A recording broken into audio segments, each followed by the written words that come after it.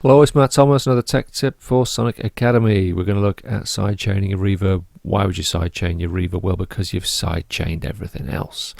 Nope. Why you might do it is because, of course, as everybody is kind of doing quite a bit of sidechaining these days in certain situations to make room in your mix and so on, you can, of course, take that same approach across to your effects returns. And so we might have reverbs and delays eating up a lot of your space.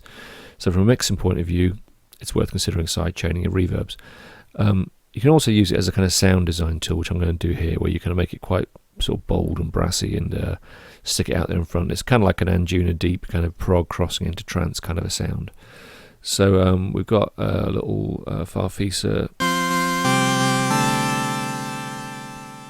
Okay, quite a nice patch off the Arturia Farfisa, but we're going to get some sidechain reverb on that. So we need some reverb. So down here on Send Return A, let's stick on the audio effects.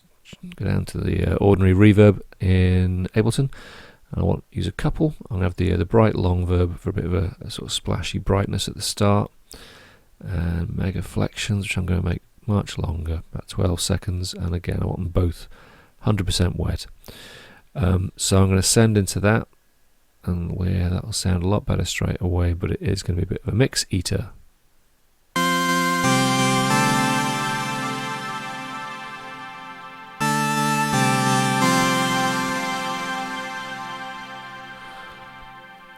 Okay, that's awesome, but as I say, it doesn't leave much else in the way of room in your track.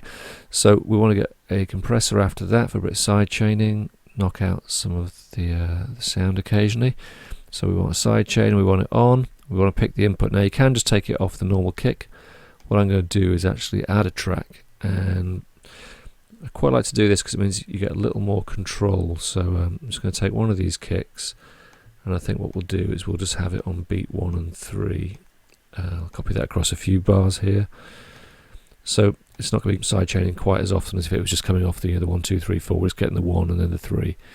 I'll take that out of master, put it onto sends only because we don't want to hear that in the mix. It's just triggering into the compressor. And so I'll now say the sidechain can listen to track 2. Bring the threshold right down to -25 or something. Ratio up high, and let's try it.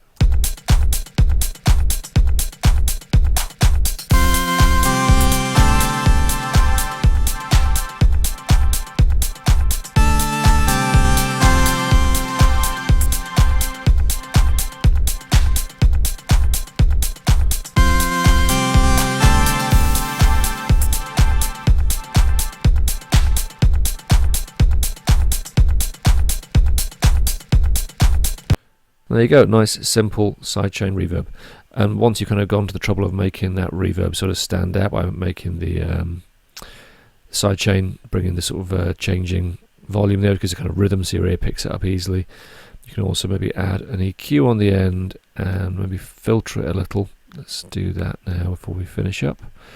And just do something else to kind of bring this to your ear's attention, because when you get it kind of with loads of character, what happens is that your ear kind of picks it out of the mix a lot easier. And let's do that, let's see how that sounds. Okay.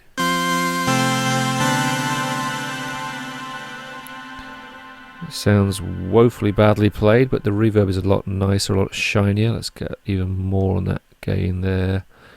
Try that again.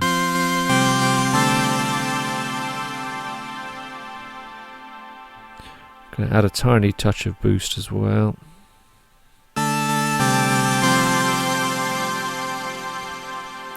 Okay, so now it's that much brighter again, and with the sidechain on.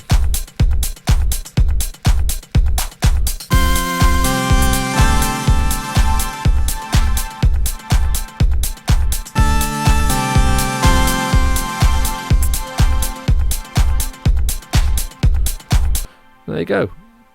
Straight away, you've got interesting sounding thing going on just for the sake of fiddling with reverb and a sidechain. Thanks everybody for watching, commenting and indeed liking. We really do appreciate all the support we get here on our Sonic Academy YouTube channel. So if you found this video super useful, please, we'd love you to hit the subscribe button. We update the YouTube channel every week with new content. And if you want to watch some more relevant content, just click on the videos beside me.